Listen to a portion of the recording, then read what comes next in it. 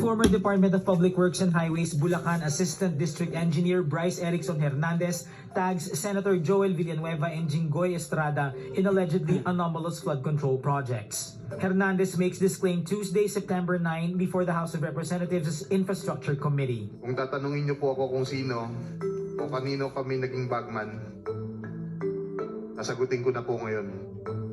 Sabi ni Senator Marcoleta kahapon, ligtas ka na. Hindi po ito totoo. Si Senator Jinggoy Estrada, Senator Joel Villanueva, Yusek Robert Bernardo, at D. Alcantara. Hernandez alleges Estrada channeled 355 million pesos worth of projects to Hagonoy and Malolos in 2025 with a 30% SOP or kickback.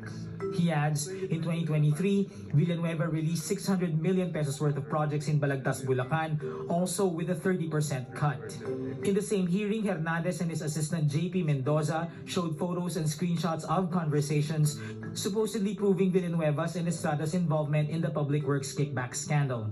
There were alleged SMS and Viber conversations between Villanueva and Alcantara. There were also photos where Estrada and Alcantara posed together in public events. And there were piles of cash supposedly for delivery to politicians. Meantime, Estrada and Villanueva deny Hernandez's claims.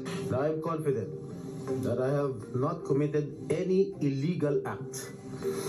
If Mr. Hernandez truly stands by his allegations, I challenge him right now to take a lie detector test with me. Uulitin ko at parang sirang plaka na po ako, Mr. President. Wala po ako kailanman naging flood control project. Tayo po ay more than willing mag-undergo at sumali sa anumang investigasyon sapagkat wala po tayong tinatago. Hernandez also says former district engineer Henry Alcantara acted as the chief implementer who directly coordinated with politicians.